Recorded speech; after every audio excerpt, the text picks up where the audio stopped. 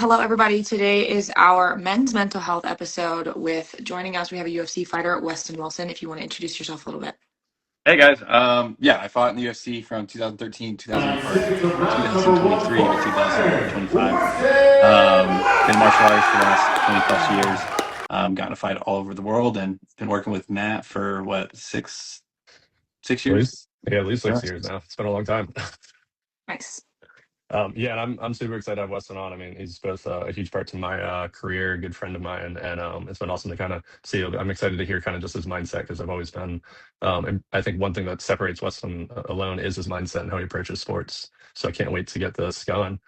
I guess Absolutely. leaning into the fighter mindset. When people hear UFC fighter, they immediately think toughness, but I guess very few actually know that like the mental set that goes into it. Weston, when you hear the phrase fighter mindset, what does that mean to you, and like how has it evolved over the years? I think a lot of times it was, in the beginning, and I've been in the sport since 2006. Um, so like when it was very counterculture, and like in the beginning it was just like who's the toughest, like that mentality, and it's still like that runs deep in the core of martial arts. And so it's just like I've got to be tougher, and so a lot of the approach like to the getting ready for a fight was like mental toughness training. Like, let's see how hard I can push the cardio, how hard I can push my endurance. And now I think it's become more of like the fighter mindset is really like I would work with a sports psychologist, and so there's more of that like psychology behind it, and there's more science now going into how fighters will prepare, and the visualization process, the self-talk. One of the things that I would do is I had like a list of like 35 values, and I would rank them, and then I'd take the top 10 and then make that like the focus for the week. And I would set goals around those values. So it might be like boxing, it might be wrestling, it might be hydration, it might be weight loss. And so I had all these values. And then that was how I would like mentally prepare for the week. When I'm in fight camp, it was like, okay, I really want to focus on my defense. So I'm going to, create some goals around defense. And I need to also focus on my weight loss. I'm going to create some diet goals. And so then you're just stacking wins. And that would help with that mindset of like, I'm already like achieving success each week. Yeah, I really like that. I think that's a really good way to like. I've never thought about putting values. Everybody talks about like writing down your goals and stuff, but taking values and then putting goals around that is a really cool way to do that. Yeah, and it works for any sport or anything really, like gymnastics, for example. Like you could write down like all the values that you have in gymnastics, and some of those values are like family, friends, money, social media, and then it could be different aspects of training. So like we had strength conditioning, we had bag work, we had hitting mitts. Like I had like 35 different cards with different aspects of fighting, and then those values would change week over week based on what I needed the most. And so there were times when in the year where family would be at the top, and there's times where I would rank family one. And but it let me like know what my values were for the week. And sometimes we like, oh, our values are like set in stone. It's like, no, they're not set in stone. Like Yeah. your values shift in priority. Yeah. Well, I work with a lot of fighters, and I think when I was going into this field, I had a misconceptions about how that they presented themselves and how you guys act. So, what do you think the biggest misconception people have about fighters? I mean, there's a lot of different fighters, right? And a lot of different, you know, there's a lot that are cut from the same cloth, and there's a lot that are not. Like me, I think I'm unique in the sense that I got a college degree. I work in corporate America, and that was always like in first, and fighting was always a hobby. But then you got like the people that like fighting is their career, and um, everything else. And I think we tend to think that all these fighters, we're all the same, or we all have like dysfunctional families, or we all like have trauma that we're getting through. But a lot of it's not like there's I think for me it was more of I just wanted to in the beginning I wanted to prove to myself that I could do something hard, and then it became like I want to prove to the people who doubted me that I could make it, and then it became like I just I want to see how much fun I can have, and that's when like it really started clicking for me is when I was like, who cares about the result? Who cares about the sport? Like it's more like how much fun can I have doing this? I I love think I that. remember you saying to me the first time we met, yeah, I'm really just addicted to it.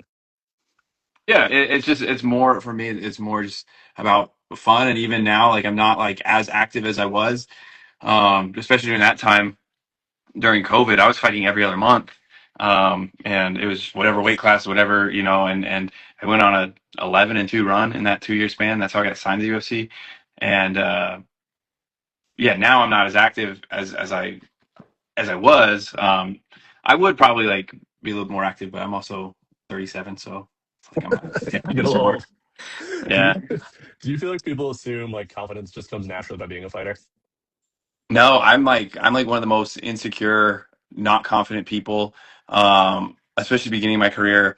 I always I always let other people set limits on myself. And so like growing up, I was at a really prestigious wrestling school. We were top 30 in the nation. Everybody was getting D1 scholarships. And my weight class in particular, there were three of us. There was me, this kid Bryce Garrison and Philip Chichester. So we were all the same weight. Philip, his brother was, like the best of the best in the state. So Philip was pretty much like as a freshman, he was a shoe in to be the starter. And so then me and Bryce, like we're constantly fighting for who was going to be second. And then like one coach believed in me, and then he passed away. And then the other coaches like they did not believe in me, and so then that really like hurt me mentally, and like I always just felt like I was third place. Um, and then it wasn't until I got older that I realized like I was just as good of an athlete, but I let them tell me I wasn't as good of an athlete. I let the coaches tell me, like, oh, you're not as strong, you're not as good, you're not as, athletic. And then it wasn't until, I started doing these like amazing things I never thought I could do. And I was like, why did I just let people like set limiters on myself? And I think too many times as athletes, like like, we let people put us in a box. And in fighting, especially like then, even in the UFC, you know, I was winning all these fights through grappling, but I was like a good striker. I just suffered one knockout loss right before the UFC, and then people like made me think like, oh, well, you should have just grappled him. Like you're a grappler, you're not a striker. What were you doing trying to strike with this kid? And then I let people put me in that box. And I know a lot of fighters. I'm not gonna name them by names, but I know a lot of fighters who are like really good in a discipline, but they're told like, oh, you're just a striker, so you just should just strike. Like you shouldn't wrestle, or you shouldn't do jujitsu.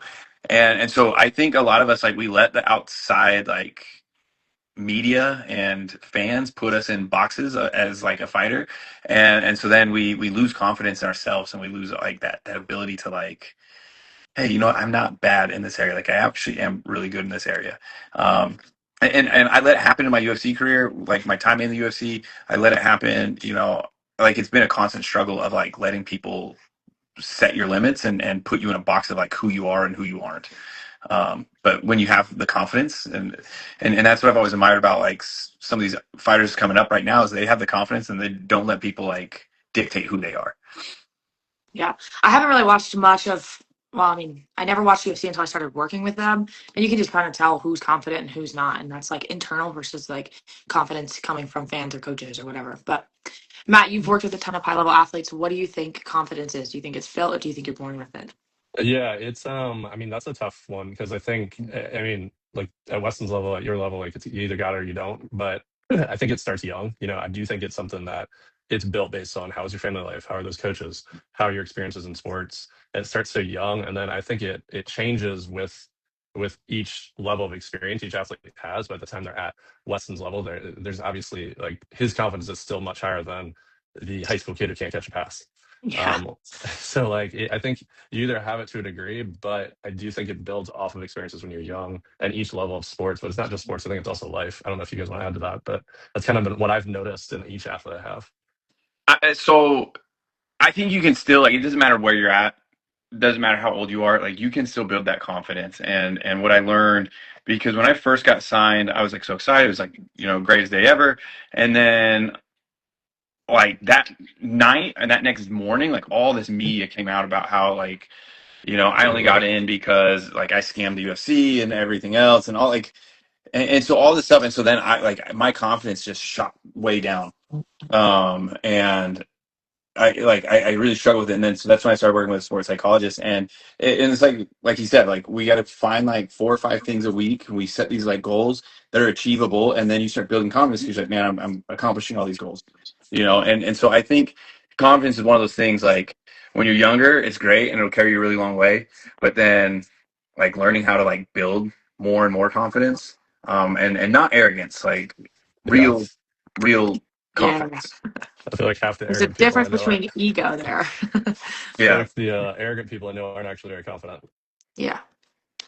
No, that's great. I mean, getting into like pressure and expectations. You touched on this a little bit, Wes, in the last one, and Kellen, I know you've touched on this throughout gymnastics. But I guess where do you feel like the pressure comes from? I mean, I know Steven's talked about this some once you guys step in the cage to me, but where do you like what is it in your eyes of where pressure once you're in that cage and just training comes from? I mean, I remember that time when you did get signed. That was wild. I think the pressure, like some of it is self-made, some of it is outside forces. And I think there's no right answer. Like it's also pressure is so individualistic to the individual. For me, I don't I don't want to get hurt in the cage and things like that. But like at the end of the day, like I look back in my 30 plus fights and I'm like, I've never really been like injured. I think for me, it's the like I'm a very loyal person. I have a very small, tight knit group of people. And so for me, when like I lose, I feel like I let everyone down. Um, and so that's what I'm like, I don't want to have happen. And I don't want to let people down. I don't want to like have people have to deal with that. So like my kids, like I don't want them to see me, hurt and whether it's emotional or physical, like I don't want that to happen. So that adds in that layer of pressure. There's other people like for me, like the winning or losing for the financial reasons was never pressure. Because I've always had a very high paying job outside of the cage. So the money I made from fighting was never like something I depended on. And I do know like of several fighters where it's like I have to win this fight, otherwise I'm not going to be able to pay my bills. Oh yeah. And so yeah, I think like that pressure it's whatever you put upon yourself. Like well, I guess it's not pressure, but when I worked with a sports psychologist, like we have these like negative radio stations, and so mine was like I would always look at like his record and my record, and then I'd come up with reasons why I couldn't beat them, and then I would put this unnecessary like it's not really pressure, but like self doubts. I put these self doubts in my mind because of like past experiences. So that was like my biggest radio station was like negative radio station was like I would look at the past and then I would like come up with why I couldn't succeed in the future. Yeah. I think a lot for me was everything like in college gymnastics rides on you. Like if somebody before you falls on the lineup, you can't fall because then it's gonna count like whatever towards the total score and everything. So all like that pressure came a ton from the coaches, and even when like our coaches all the time would tell us like, hey, there's no pressure, just go out there and do your best because they're trying to like take the pressure off of you. But deep down that it's just so much pressure that you cannot even like wobble a little bit or fall off the beam or step out of the lines on the floor or whatever, or else you're screwed and you basically lost the meet by 0.05 of a tenth. It comes down to like the teeny tiniest things in gymnastics. So I think for a lot of us, we had the pressure come from within ourselves, like kind of what you were saying. Um, but Yeah, you yeah, don't want to let the team down, and like even in MMA, like it's only me in that cage, but like I still have a team that helped get me there, and like I don't want to let them down yeah, through a loss, and even like I guess more than a loss, like a devastating loss, like a knockout loss or getting submitted. Like if it was a good close fight, you can have your head held high, yeah, but like a devastating loss, like you just feel like you just let everybody down that spent hours trying to get you ready for this fight. yeah. Matt, do Well, you you think didn't. pressure changes as an athlete, or like is it always there? Does it go up, down? What do you think? Yeah, no, I mean, I definitely think it changes. I think it changes with each level. I mean, witnessing like Weston go through all his trials and tribulations, which you didn't you didn't let us down, but it is one of those things where I feel like each level, like my high school kids, their pressure is way different than it's almost like they build up their pressure by the time they're varsity or seniors. They get to college, then the pressure goes it skyrockets, then they get really good, then it increases again, and then if they go pro, it's the same thing. And there's just so many other barriers now, like NIL, money. Like now, it's not just social and am I going to make it professionally more at the college level? And then it's almost like they're getting the pressure. I almost wonder if college athletes, and Colin, you probably touched this better than anybody, might be harder than professional in some level because they're still trying to make it to that next step. But Yeah, I think 100%. I think what I saw for and there's no pro for gymnastics, and I definitely was not going to the Olympics. That starts when you're like, I think people like don't understand this that starts when you're like 9 in gymnastics. Yeah. Like if you don't start training for trying to go to the Olympics at like 9, you're never gonna go. But anyways, I think when I saw with like soccer players and the baseball kids and everything is just like they were worried about it was more that they were worried about being so good to get to that new level, but they weren't focused on like the present moment. So they weren't focused on being good in their games, like in college before. They were focused on like always, well, I'm going to go pro next year, or I'm going to do this next year, and like never actually focusing on the present moment. So I think it was a little different in that aspect, but yeah, I agree with that. And that leads to more like where you start to catastrophize, and you're like, oh, if I don't, you know, yeah, you're not in that present. Like if I don't hit this ball, then I'm going to get pulled from the lineup. And then if I get pulled from the lineup, I've got no way of holding on to my scholarship. And if I don't have, holding on to my scholarship, I'm not going to be able to continue my education, and I'm going to end up homeless, or, whatever it is. But yeah, and even in like fighting, it's like I have to win this fight. Otherwise, like I'll never get my chance at the UFC. And like what people don't realize, I was 7-5 at 31 years old. Like the UFC wasn't going to touch me. And then I came up with a way to make it, and that happened to be just building my own software company and being able to leverage that to get the fights I needed and just rack up as many wins in a 24-month span as I could. Yeah. which was wild. How many I guess fights did you have in the UFC? Sorry, Matt. I had 4. I had a 4-fight contract, and I fought out the entire contract. Nice. Go ahead, Matt. Sorry. no, you're good. So I guess have you guys both tied your self worth to your performance? I mean, I think I know the answer to this, but I guess for the audience, what do you guys feel?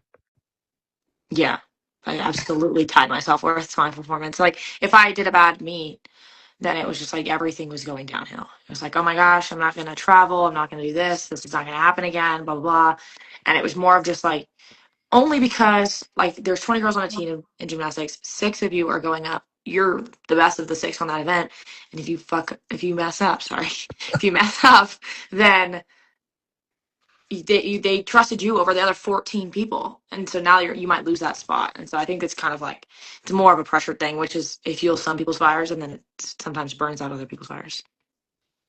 I think there are times when I put value and self-worth on fighting. Not anymore. I think when I didn't get re-signed by UFC, that was very hard, emotionally and mentally, and yeah, your self-worth kind of, you know is kind of like yeah, I think for me is more like just regrets of not being able to do the things I wanted to do in the UFC, and build my brand the way I wanted to build my brand. And so yeah, I had put a lot of like my self-worth on that like 3-letter tag. And then when I was no longer in the UFC, it was like, oh, what's next? And yeah, you just kind of feel like I'm not as good as I thought I was. And but like over this last year, I've really like learned to like let that go and just be like, it doesn't matter. Like I still have like a really good family. I still have a really good job and lifestyle and friends, and like there's plenty of other things that I can do, and I'm still young, and like the majority of my really close friends, like even my coaches and everything else, like we could care less. Like it Yeah. doesn't matter. I Anthony think has some tops cards. I do. They're right there. Not everyone can say that. Yeah. So switching gears a little here, when like from the rehab side, Matt, how much does mental health really affect their performance and recovery when it comes down to an athlete? Yeah, I mean, it's huge. In terms of like mental health, it's different between mental health and mental toughness, right? I think injuries build mental toughness. I've never once questioned like Weston's approach towards it, but in terms of like watching him through his rehab. But I think like if you have an athlete, it's almost like they're the zebra, is what we call them, where if they have mental health, the rehab's going to go slower. They're probably going to have things that come up. And there's different phases that are harder. Like there's the acute phase where you're almost terrified that you got hurt. That's hard mentally. Then there's the part, there's the in between where you kind of get just stuck and bored. And then there's the end of it where you're getting close to getting back to the arena, to whatever it is that their sport is. And they just, sometimes they just can't do it mentally. So if they don't have that mental side, I think it's almost just as important as in performing in rehab, because it slows the rehab and it sometimes prevents them from actually getting back. Because the reality is, I mean, most athletes at a high level, at least that we see, they're already athletic and skilled enough to get back. So as long as they do the work, they're going to get back. Right. But if they don't have it mentally there, then a lot of times that it just slows it down and prevents them from even getting back there. And then also to take piggyback off on that more, if they once they get through that rehab, they almost always come out mentally tougher just because they did have to overcome. It's kind of like building. It's like working out. The more and more you work out, stronger and stronger and bigger muscles get. Same thing with building your repetitions from just overcoming certain tasks. Is how I look at it. I guess like getting into that, Weston, do you find that like mental health and mental toughness are often viewed as opposites? Do you agree with that? No, I mean, I think they're one and the same. I think, mental toughness comes from having good mental health. So I don't think of them as opposites. I think of them as, close to the same thing. Like I think, mental health is this broad category. Toughness is just one vertical inside of mental health. And I think, mentally tough people, it's a requisite to be, mentally healthy. Or I guess not a requisite, but Definitely I helps. think yeah, it definitely helps, especially as an athlete, right? Like, Yeah. and everyone's version of mental toughness is different, right? Like mental toughness is for whatever you're doing. Like for a fighter, it's the ability to absorb pain and continue to go and continue to execute, these split second decisions. But in gymnastics, like mental toughness might not necessarily be like the pain aspect, but it's like the pressure of I've got to be able to stick this landing. I got to be able to do, you know, whatever it is I need to do. Yeah. What do you think a bad day looks like for a UFC fighter on like from a mental side? If your personal life is out of whack, it definitely leads into the cage. So I've learned how to like one of the big things that I learned how to do because I was going from work to family to training, back to work, back to family, and so like I had all these different roles and hats that I had to wear. And so I had to learn how to mentally like turn something off, like if work was really painful and tough and terrible, or I had issues with my family, like I had to learn how to turn that off. And okay, now it's just fighter Weston on the mat, or like I also help coach. So it'd be like, okay, I'm going from coach Weston to fighter Weston. So like I had to learn how to like trigger and turn that off. And we would build anchor points. So I had all these little stickers, and each sticker had like a different meaning. So when I saw it, it was like, okay, that sticker means, when I see that sticker, it means all right, you're a fighter. So I put the sticker on my mouthpiece. So every time I put my mouthpiece in, I was no longer a coach. I was no longer, a father, business person. Like it was just fighter Weston. And so then I would drop everything. And actually, it's funny because the sports psychologist I had would talk to me about, I think it was the Chinese gymnastic team or maybe it was the Japanese gymnastics team. They had this whole ritual that they would do, and Probably. before they get on the mat, and then that was like once you perform that ritual, it doesn't matter what's going on in your personal life until you get off that mat and you guys like they do like their clap down or whatever they do, then all that goes back, it all comes back. And so I think there is something to be said about like, having like a little ritual or an anchor point to like kind of transform you. So there's like a stupid little thing I would do as I'd walk in the cage to like represent like, okay, like I'm a fighter now and nothing else matters. So I just, yeah, stupid little like simple thing I would do that would like, okay, once I do that and once I like feel that on my shoulder, I'd be like, okay, I'm ready to go. You know? Yeah. Yeah, I think that's like a mentally tough thing is if you can physically drop everything, if you can when you put that mouthpiece in, you're a fighter and not think about anything business, family, whatever. I think that's a hugely mentally tough thing that I never mastered when I was an athlete. I was on the beam and I was like, what am I gonna have for dinner later? Like I wasn't paying attention to what I was doing, but that's how I performed best most of the time is like as long as I didn't overthink about what I was doing. Like I would go up, do my routine because I'd done it for 8 years and then but just think of something else while I was doing it so that I didn't overthink what I was doing on a beam. So that's interesting. But yeah. Looking back, what was the setback that ultimately like made you better, Weston? And Calvin, I would love your thoughts on this for you as a gymnast. Yeah.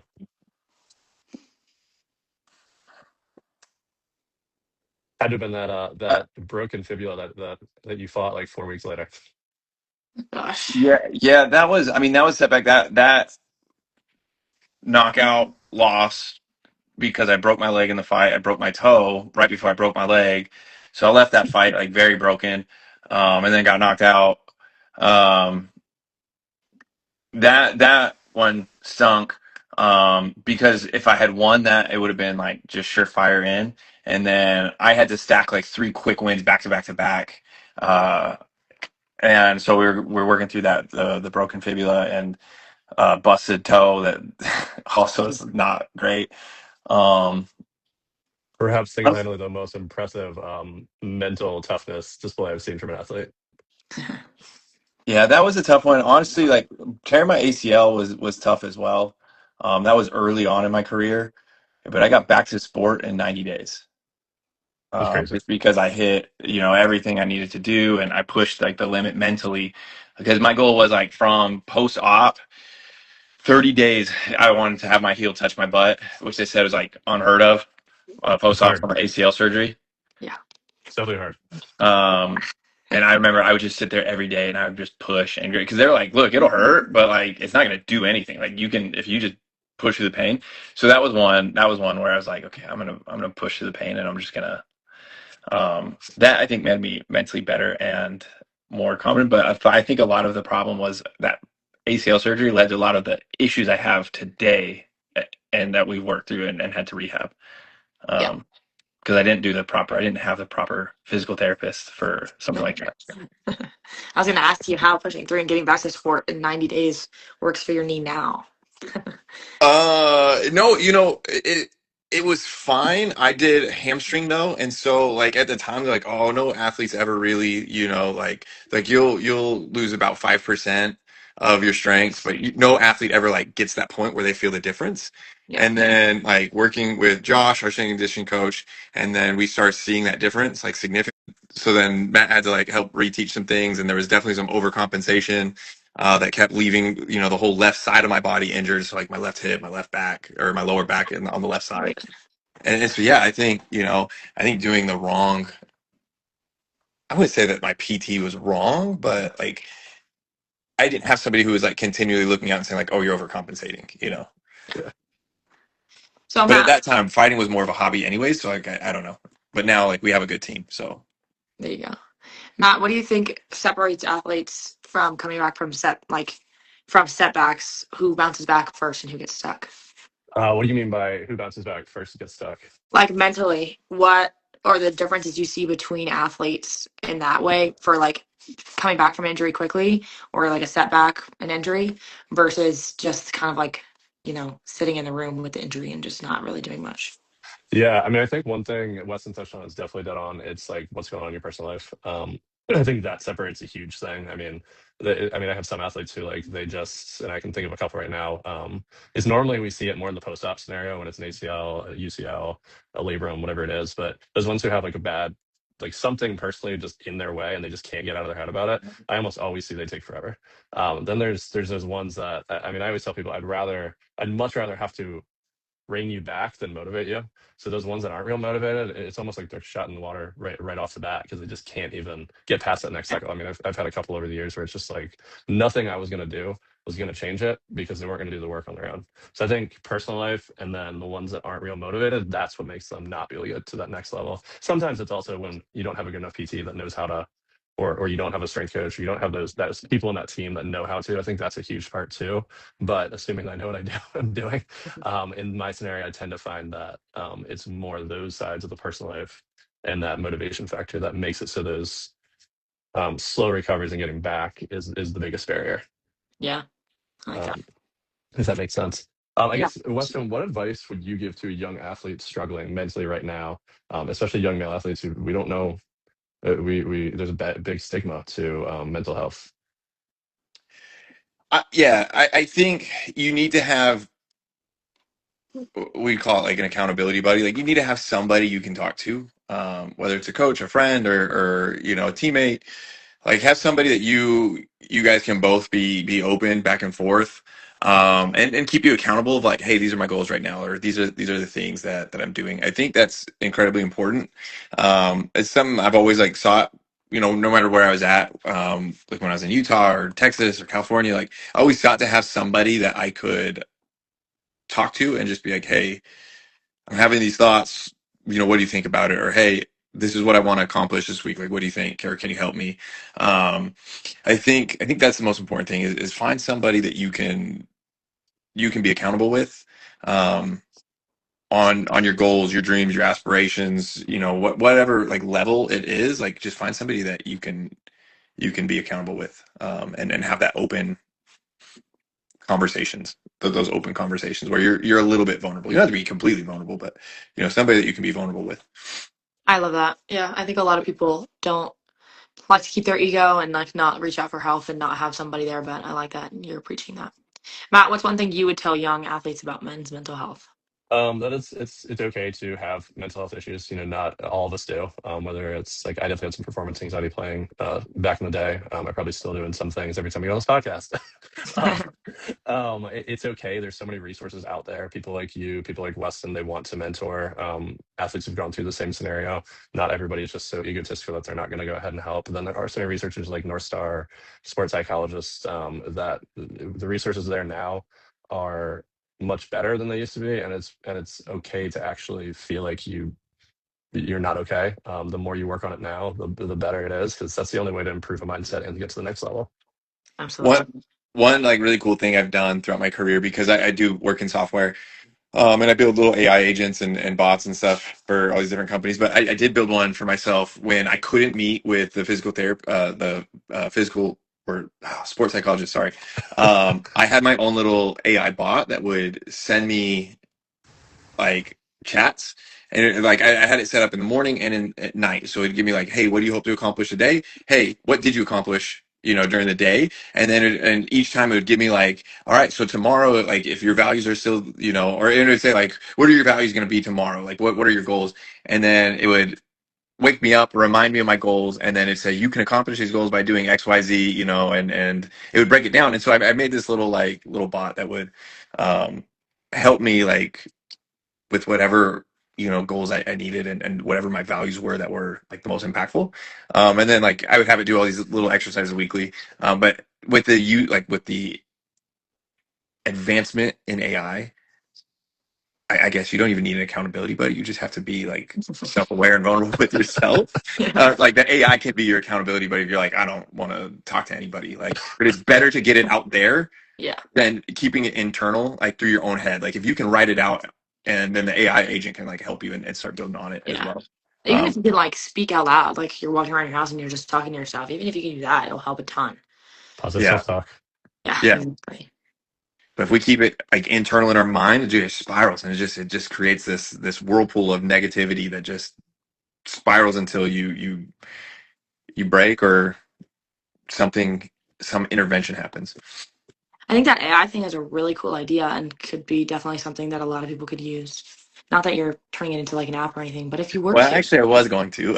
I was gonna say, I think that would be really cool because, like, when I was in college, and even me myself, like, yes, there's so many, there's sports psychologists, there's therapists, whatever, but none of us actually want to take the step to go. None of us actually want to sit there and be in person or even set aside the 30 minutes for a Zoom meeting. So, if that was accessible to people, I think it would definitely be used. But Hey, So it's funny. I was actually working with my sports psychologist to create it and run a test run on it.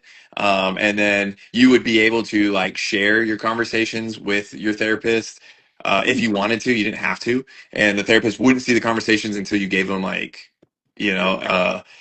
permissions. But then the therapist could also like come in and send you a message through the app, and like give you some like, you know that's pretty sick. interjections, and also like give you suggestions, and then the AI would adapt to whatever the therapist was suggesting. So it was pretty cool. Like I didn't build out that side of it, like more of the I just trained the agent to do the things that I wanted it to do, like based on like what me and my sports psychologist were working on. And then I think Kylan deserves commission if you go live with us one day.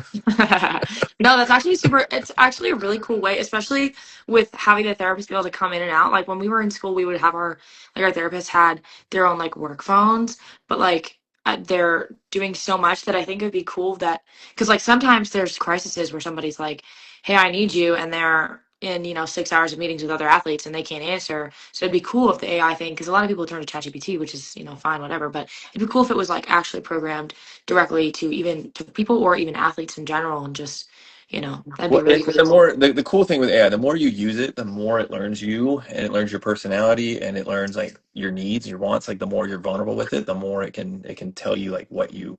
Yeah. And so like when you do go in that crisis mode, and you don't have anybody, we always have our phones with us, but like when you don't have somebody, like I will a lot of times like turn to my phone, and I'll just chat with my different AI models, and I have different. I mean, I got Gemini, I got Claude, I got ChatGPT.